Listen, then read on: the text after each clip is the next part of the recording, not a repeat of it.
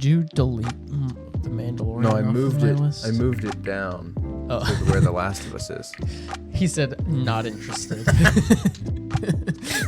Well, don't even talk about it. Let's talk about it. Welcome everyone to Quarter Twins Weekly Review.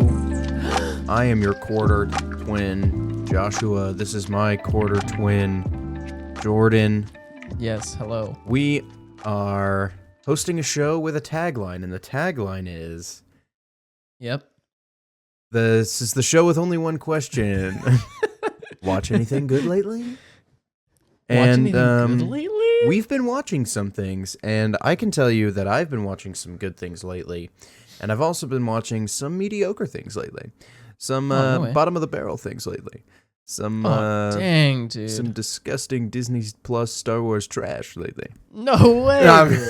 There's no way. The Mandalorian Season 3 began this Wednesday. He hates it. And it did. I'm not gonna say it. You could say it began in the middle of a different show. The Book of Boba Fett. Is there are a couple episodes in there. Here's you apparently didn't like it. Here's the skinny, guys. Okay. It bored me. Now, okay. Brutal. So I watched the first season when it came out. You know, I was there at midnight every week. I was in love. I thought it was amazing. It was great, perfect show, whatever. Blah blah blah. Season 2 comes out. It was okay. You know, we're doing it. It's fine. Book of Boba Fett comes out. I'm like, this is great. Everybody hated it. Whatever. It's bad. And now I'm here, Season 3, and through the progress of our podcast, I have sort of developed the opinion that it's overrated. The Mandalorian is overrated, and people should He's like fallen Book of in Boba line Fett, with the rest of the internet. and Andor is so much better that it made me think. We can wow, agree on that. let me look back at this show and give it a second thought. It's terrible. I don't think it's terrible. I think it's, and Jordan will say this probably later in his review. He likes when we have the serious Star Wars and the fun Star Wars, and that's true. But I don't think Mandalorian is necessarily super fun. Well, there you go. And so this first season, the third season's first episode was released on Wednesday, and I don't know. It felt like we're just kind of setting things up, getting things started. I will say for the season premiere of this season, it was very like, okay, sweet. Yeah. We're back. Dope. Exactly. It wasn't super thrilling for sure. But yeah, I mean, I think like it's another episode of The Mandalorian, you know? We're back. We're going, and it's whatever. I like it. I thought it was good. So there you go. What can you do? But yeah, I mean, it at the last we left Mando, he was like, "Oh, I've been disgraced. I got to go to dunk my head in a pool in Mandalore or something." And bathe in the living waters under the mines of Mandalore. Yeah, to regain my honor or whatever, so that I may be redeemed for my transgression. For my transgressions. Yeah, and so that's where we left him, and that's where we start again. And he's on his way there. Baby Yoda's back with no explanation. If anybody missed those episodes of Book of Boba Fett, what the heck? They have no idea what happened. Not even addressed in the slightest in that episode. That's hilarious. So. Yeah, that's not good. Interesting choice. Interesting choice, Jon Favreau. It wasn't even in the recap, was it? I don't think so. I don't know. Or anything with the Darksaber? I skipped it, so yeah. Yeah, I liked. See, this is the thing. I have to think really hard to remember what even happened in the episode, because it's just kind of whatever. Maybe an indicator. It opens with there's a bunch of Mandalorians doing a little ceremony, and there's a big crocodile that attacks them, and I was like, okay, that's okay, I guess. wasn't super interested did it in feel that. like not cool to you at Yeah, all? it didn't feel that cool. It felt like it the felt, Mandalorian's guns weren't doing anything. Like it didn't feel yeah, like they were shooting them, you know? yeah, I yeah. could It didn't. It felt like we were just waiting for Mando to show up, which he does in his new ship, and just murders the that ship creature. is cool. I really I do like love the the ship. Naboo starfighter. Naboo starfighter. It like sounds like a Harley Chrome. kinda. Yeah, he It's puts like a big engine on it. It's so dumb. That's pretty sick. And I love it. I like the part where there's just these pirates, and there's this weird looking alien guy with like a big beard looking thing, and I just thought that was fun. It's like it reminded me of the Clone Wars. Like every now and then there'll be a little mini arc where there'll be like a weird looking spider general, and he's just he's all like you know that guy I'm talking about. He's like a big From he's the like a big episode spider called Cat and Mouse. Yes. Yes. I like that little thing. He goes to this the planet that he goes to in the first season where it's all kind of like Navarro. Yeah, the Empire is, or the like the shadows of the Empire, as you would say, are there, and it's kind of a trash looking planet. But he goes back in this season, and everything's beautiful and pristine, and everything has been revitalized and things. And there are these guys there that are like, "Give us our money," and the one guy, what's his name? I don't know. Carl Weathers is like, You can't be pirates here anymore. Pirates, I'm gonna murder you if you don't leave these people alone. Wow. The town. What do they say when the Old West is leaving and there's no room for cowboys anymore or something? It's like a super classic Western trope. It's not enough. The world's moving on. Town for the two of us. I don't know. There's not much to say about it, honestly.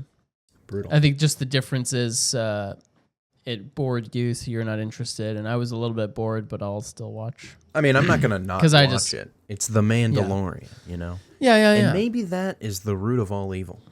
Maybe it was just a lackluster first episode. I don't know.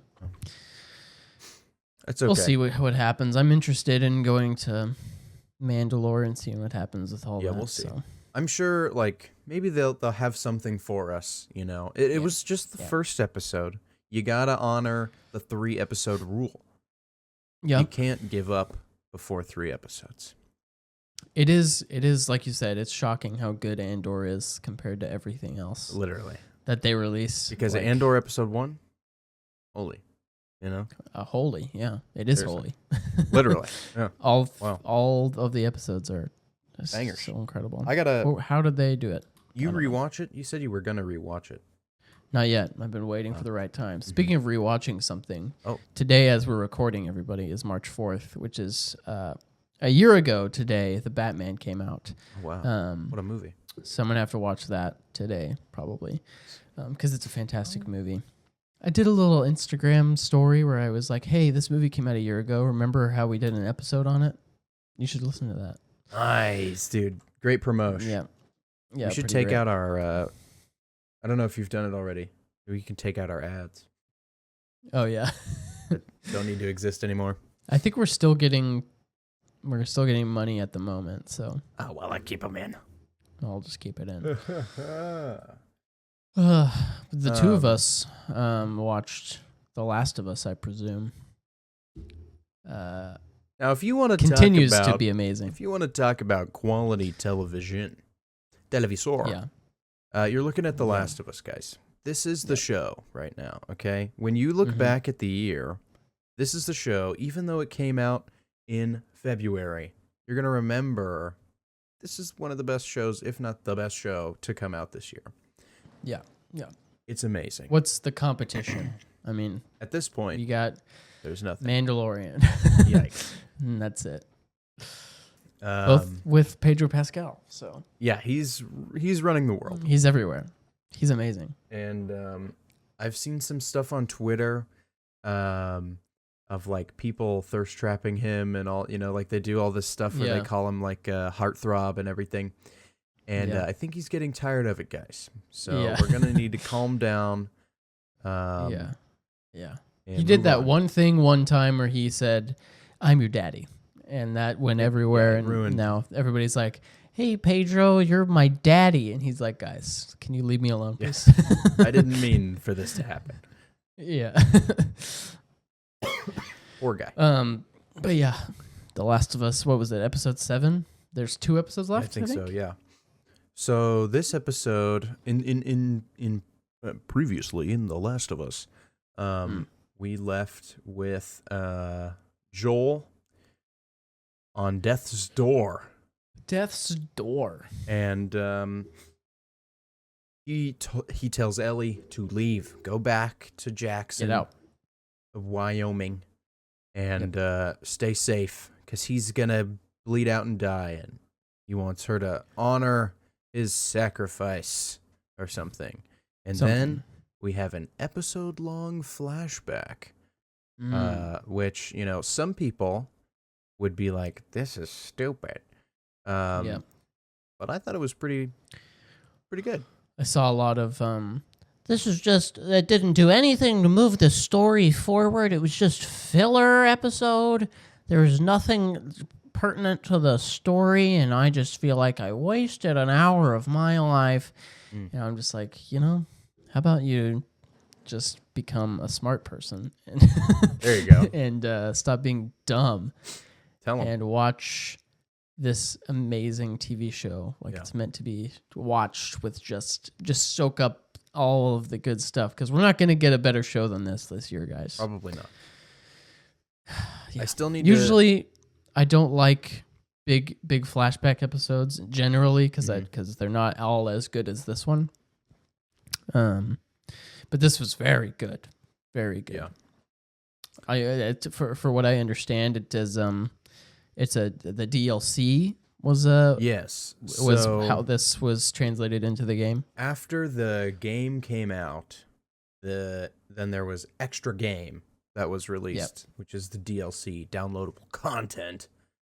Yeah. For an extra charge, you can play a couple extra levels where you get to play as Ellie and I don't remember that girl's name, Sarah or something like that. No, that's not right. Sarah's his Joel's daughter's daughter. name. I don't remember. What was it? Riley, I think, is Yes, what it was. that's correct, Riley. And it plays out the same in the DLC, and they kind of like hint at it in the game as it goes, and they already brought it up one time in the show. Yeah. Back in like episode 2 or 3. Yeah. She She says she went in vaguely- there by herself.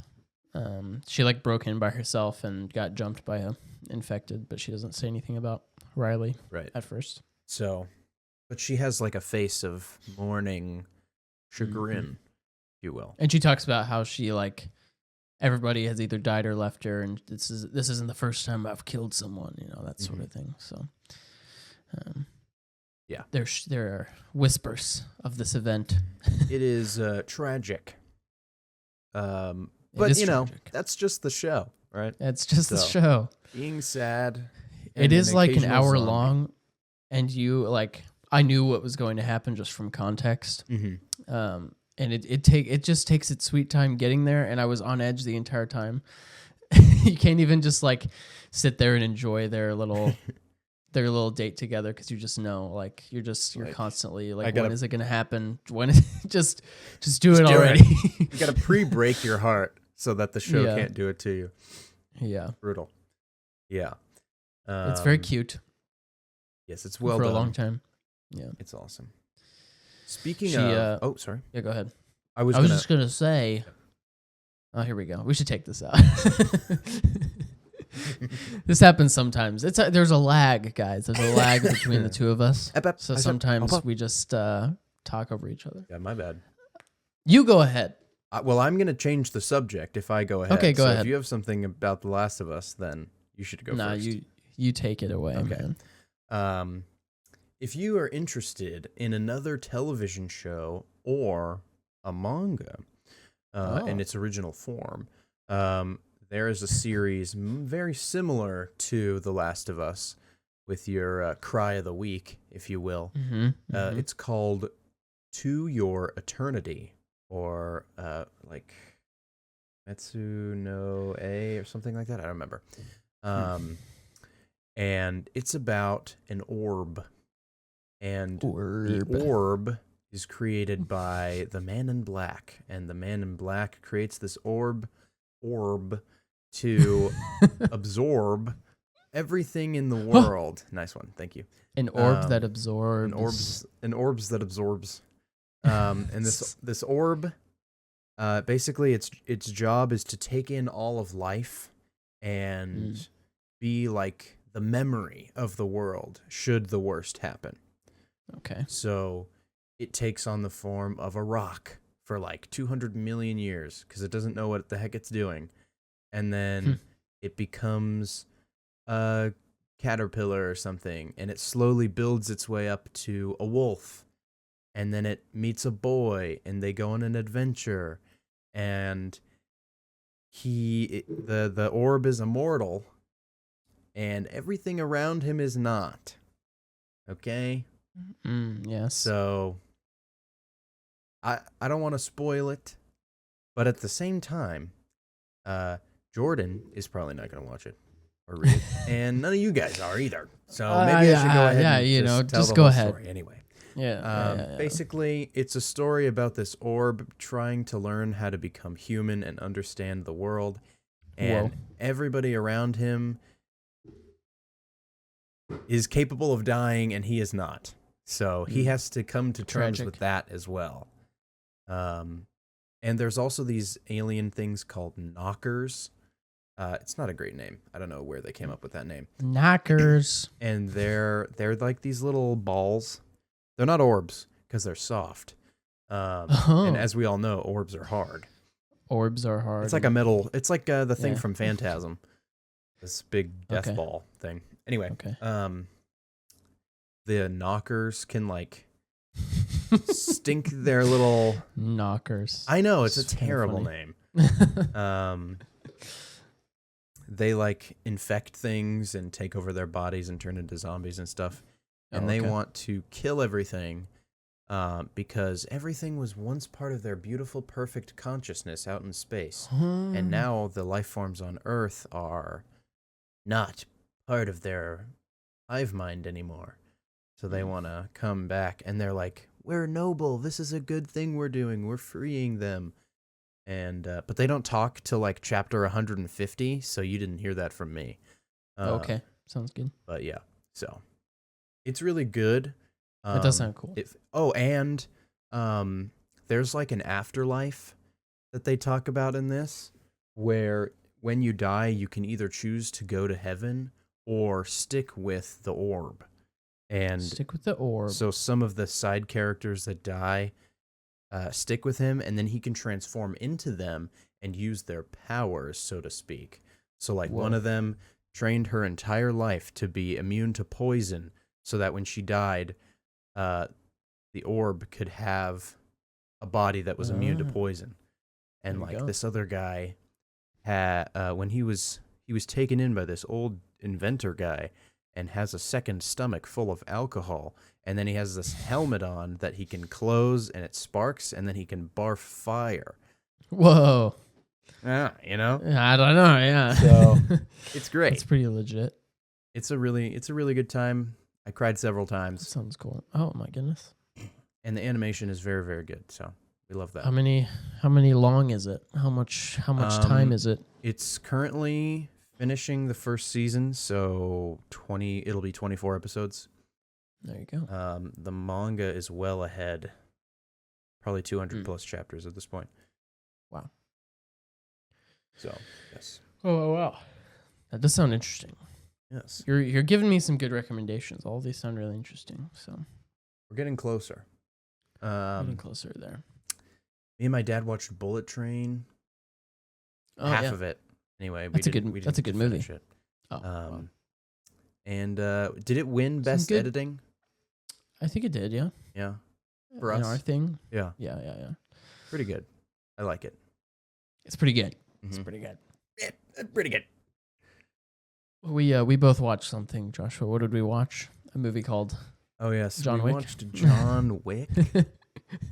I was really excited to watch John Wick with you, and then I feel like you did not like it very much. I mean, it was fine. Yeah, it was great. It was fun, but Yeah. it broke its own rules, in my opinion.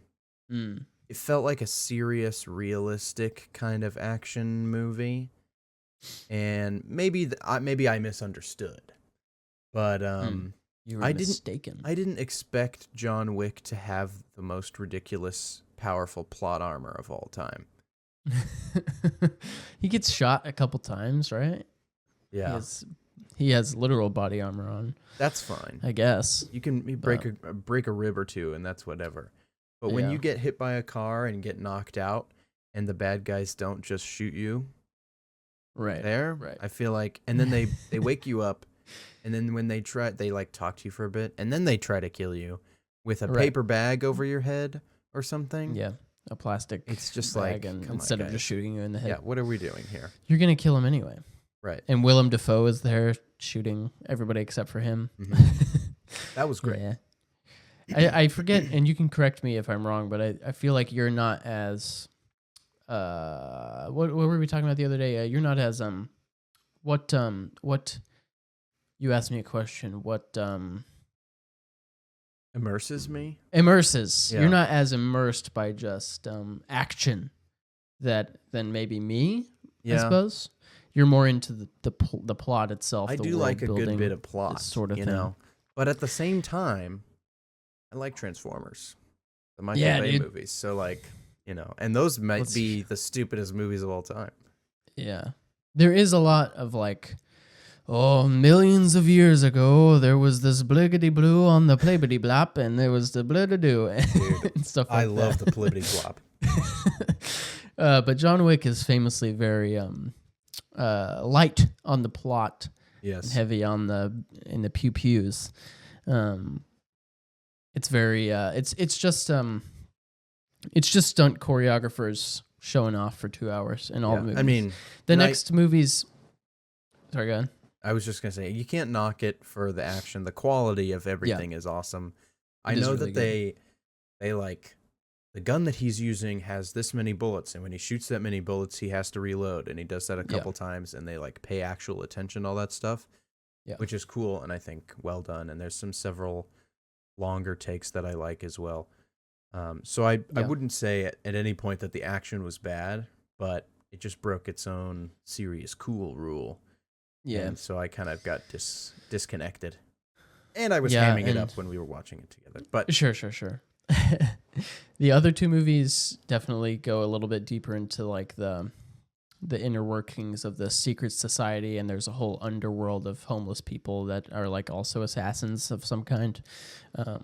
And they go into their like the currency that they use, and the like secret society of like using those old fashioned telephone boards where they put like a like a switchboard, the switchboard, stuff like that, whatever that is. And yeah, it gets they each get better, I think. Although the second one might not be better. The second one might be my least favorite so far, but we're going to try to watch all three before the fourth one before we see the fourth one. So we'll keep you updated on the John Wick saga. Wow. How pretty did the poll go? I'm sure it The didn't. poll? Yeah, you made a poll on Instagram. I'm sure it didn't go well. Yeah, I was. I don't even remember what I said. It's or I gave John Wick a 9 out of 10, and you gave it a 6 out of 10, and I said, "Who's right?" And everybody, it was unanimous towards my side of it. So. Yeah, whatever. Of guys. the 4 or 5 people who voted. So the loyalists. Yeah, lame. They're probably all your friends anyway. Yeah, they are. All my buds. Actually, I think one of your friends. One of your friends agrees with me. Let's just look here. I'll cut this out. Okay, guys. Well, it wasn't unanimous. It was 83% to 17%. So there's a true believer out there. Shout out to them. It's not a bad movie, right? It's just 6 out of 10 is still better than bad. Yeah, for sure. These get I was given some pretty high scores this week. You might have seen. Yeah, for the wow. Creed movies. Jeez. 10 out of 10, he says. 10 out of 10. Better than I Avatar. rewatched. I gave Avatar: The Way of Water a 10 out of 10 my first go around. Yeah. Uh, Tell me about it. I don't know, man. I give things what I feel in the moment. You know, I'm not super Dangerous. yeah, I don't know. I just can't find it within my. When I watched Creed 2 and Creed 3, the new movie, the new release, Creed 3, I just couldn't find it in myself to give it any lower than a 10 out of 10 because I was just like, wow. It's when a movie affects me in a way, and I'm like, wow, that was great. Like I'm not gonna dock it for I don't know Anything. silly stuff, anything at all. Powerful. But you haven't seen any of the Creed movies. I haven't correct? seen any of them. I haven't seen any of the Rocky movies. I think I saw Rocky 4. Maybe. I still haven't seen any of them. I don't know if I ever will, but What's Creed. Sorry, go ahead. What is her name? The character's name that Whose name? Rocky says all the time. He says it. Oh, Says her name. Adrian. Adrian. Yeah, that's right. Yeah. Classic. Yeah. Good His stuff. wife. Classic meme. She dies of cancer, actually, which is a bummer. Yeah. My bad. Yeah. Sorry, guys. But all three of the Creed movies are really, really good. I think the first one is probably the best? 10 out of 10.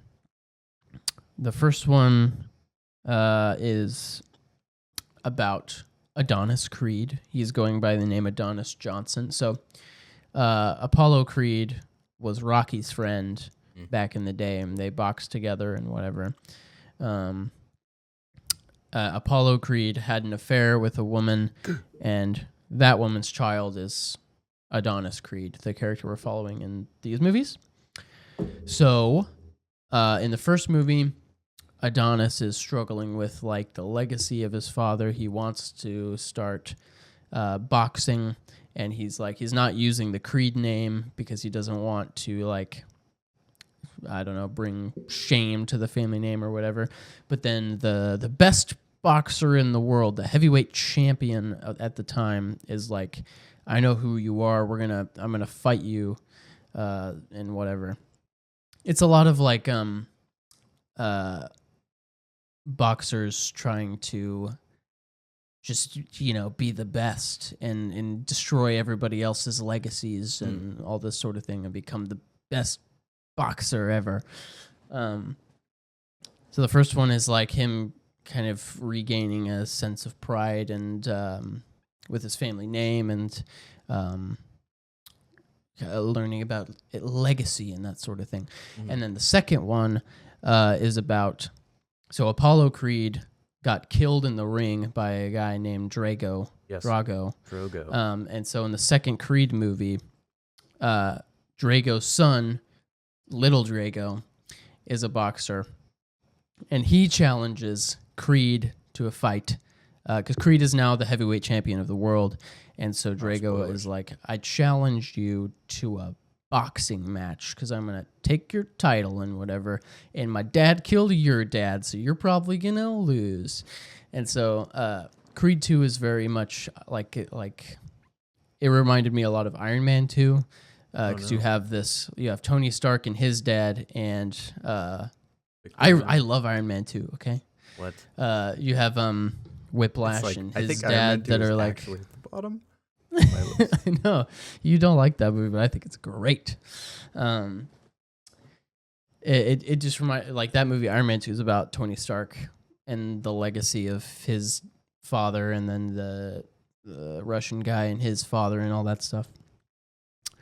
That movie's great, Ivan? and there's Ivan something. Creed 2 is that kind of story, and it gives a lot of really cool like character development to the Dragos, and it makes them like actually kind of sympathetic, even though like he didn't mean to kill Apollo Creed in the whatever. And when he did, like when Apollo died, and then Rocky later defeated Drago and took the title, and Drago, I keep saying it differently. Drago returns to Russia disgraced, and he loses everything, and his wife leaves him. And so this movie, he's like carrying that grudge and whatever, but at the end, like he kind of like has a character arc, you know, and all that sort of thing that you have. Gross. Character. And then, guys, the new movie, The Creed 3, is directed Jonathan by Majors Michael B. one. Jordan. Michael B. Jordan's first directorial, I guess you would only have one directorial debut, and this is it for him, his first one. It is directed so well by the guy. I love the guy. He's an amazing actor. And you have Jonathan Majors in it, who's an incredible actor as well. And they both box and they fight each other. And it's very, very good. It's very, very good. And I don't watch much anime, as you know. Yes. But there's lots of people talking about how the fight scenes are very anime inspired. Michael B. Jordan is very outspoken about his love of anime and that sort of thing. That. Rock Lee and that sort of thing. Yeah, Dragon Ball. I think he styled his Killmonger outfit off of Vegeta, I believe is the thing. Yes, he did. Gi. Yes. So yeah, the fight scenes are really, really good. And they're quite a bit different than the other ones. And there's a lot of like, you know, in the Sherlock Holmes movies, the Robert Downey Jr. ones, yes, and so he'll like it'll go into slow motion, and he's like you see his thoughts and whatever, figuring out how to punch somebody and whatever. Yeah. It's reminiscent of that, where it'll go like into slow motion, and he'll be like eyeing his rib cage or something, being like whoosh, whoosh, and it's cool. It's cool. I do like that. That's cool. Yeah, it's pretty dope. I loved it. Jonathan Majors is insane, and I love him. So that was good. Now that that's over with, he has more time to devote to Kang, which is what we all care about, you know? We need him to be good at Kang, because if he's not good as Kang, it's all over, people. Yeah. Pretty brutal. Have you seen The Harder They Fall on Netflix? No, he's in that movie. Good movie. I heard that, yeah.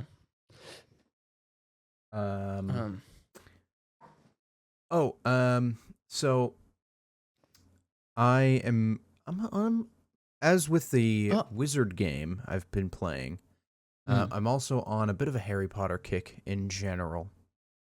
Last night I watched Harry Potter 3, The Prisoner of Azkaban. You know, actually, I'm going to throw this in here. Uh-oh. Today there was a Harry Potter marathon going on one of the TV channels, and we had it playing in the coffee shop. And Half-Blood Prince came on, and a bunch of people were like, "Oh, it's the worst one." Ugh. No! And I had to be like, guys, actually, though, it's pretty good. Half-Blood Prince is so good. You're like, this was so boring. It's the golden shining light in the darkness of the end half of that series. Yes. People are like, I agree. It's kind of goofy. I don't like that it's fun and happy. Oh, yeah. It's so gold. I don't like that it's gold. You know? Come on. Yeah. Imagine saying these things. Everything. Oh, the movie's so good. All the Quidditch stuff with Ron. It's so great. It is a really good movie. I hate it. I hate that people are so pissed off about it. Anyway, I watched Prisoner of Azkaban, and Alfonso Cuarón knew what he was doing. He came in. He was like, I'm gonna make the best Harry Potter film, and he tried. He failed, but he got really close. He failed. Yeah, and directed probably the best. Yes, but he had a vision, and he pursued it, and he achieved it, and that is and that's art, guys. It's true. I really like how they go through the glass a bunch of times. Gary Oldman comes in. We love Gary. This might be one of Snape's best performances. Yeah. Love it. Oh, dude. Love Snape. Turn to page 394. He's so good. It's amazing.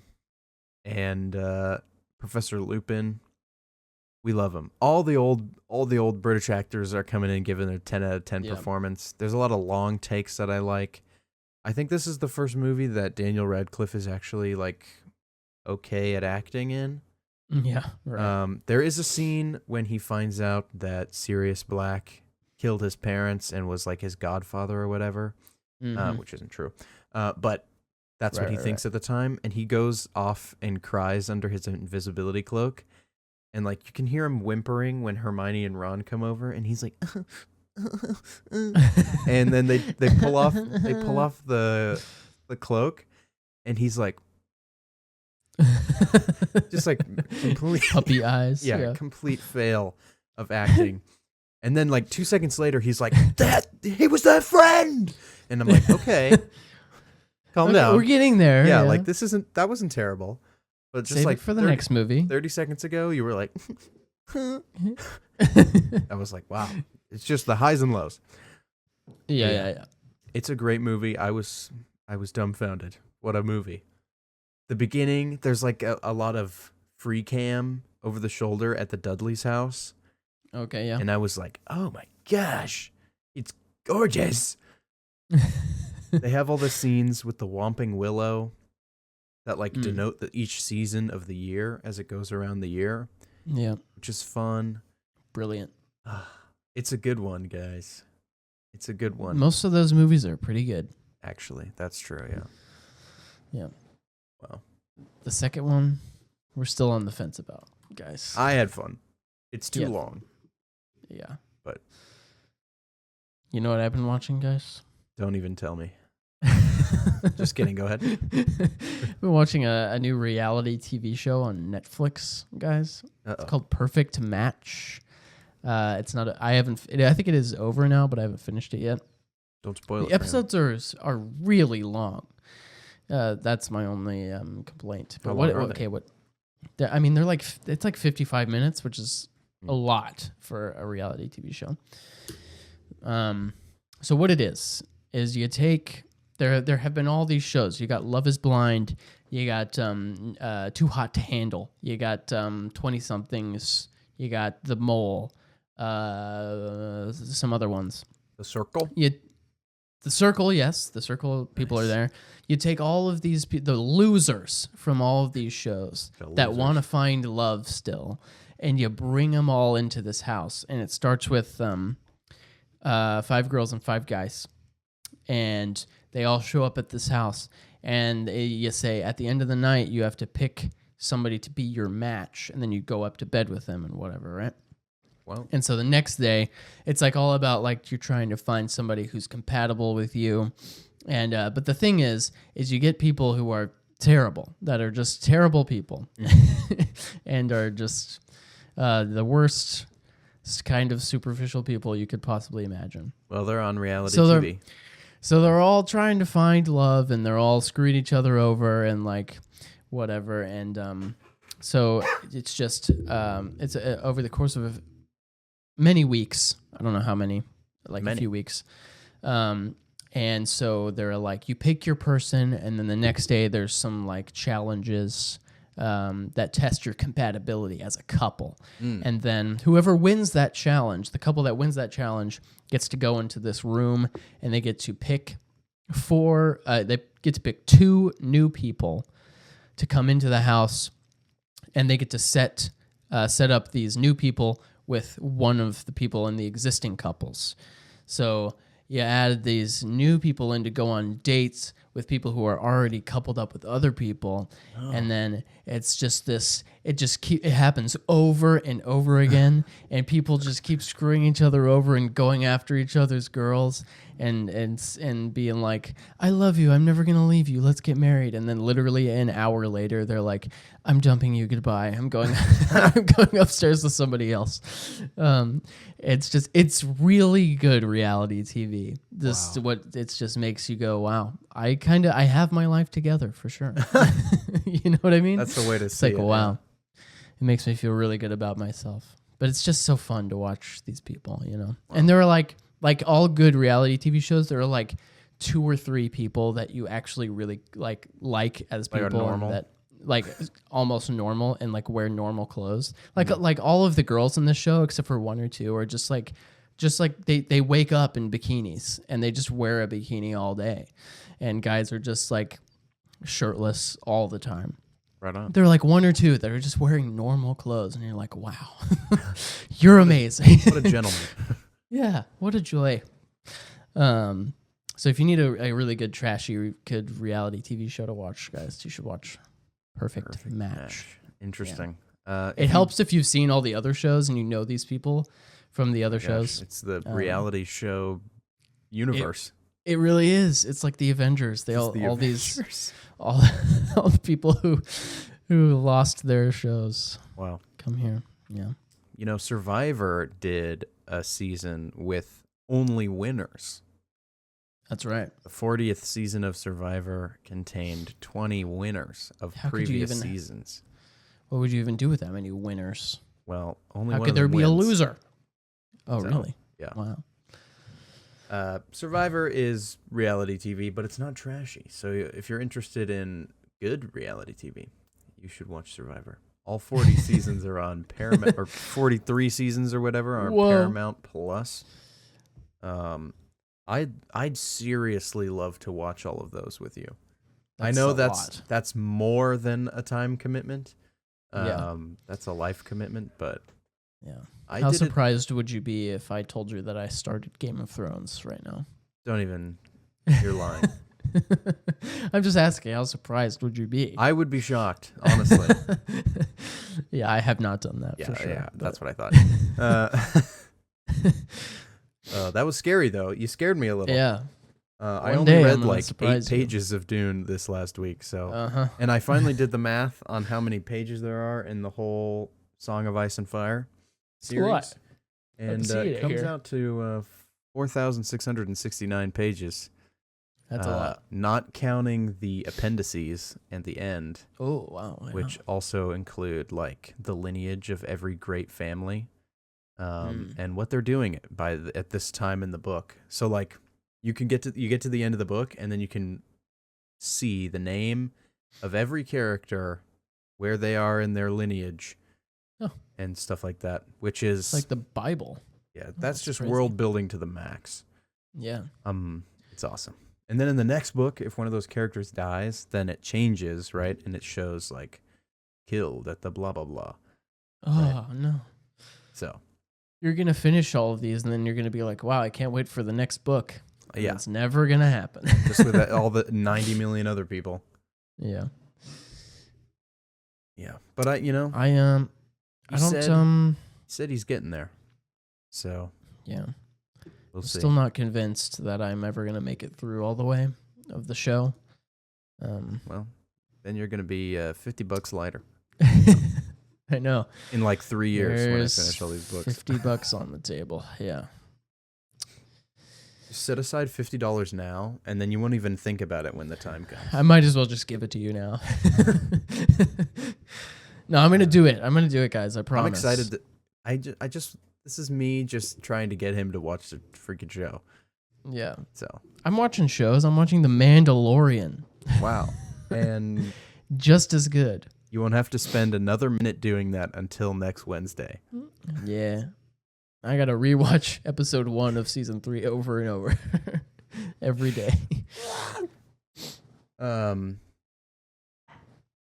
What else is there to talk about? What are we talking about? Anything else? I don't know if it really matters to anybody, but the Anime Awards were last night, and they have the Crunchyroll as the streaming service that does anime. They've kind of monopolized it, but I wouldn't say that legally. You didn't hear that from me.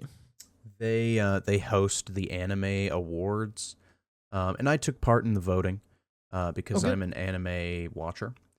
And here's the issue, right? Anime has become popular in the Western world, but most people will watch the popular shows and not the good shows. So there's a bit of a disconnect, okay? I see.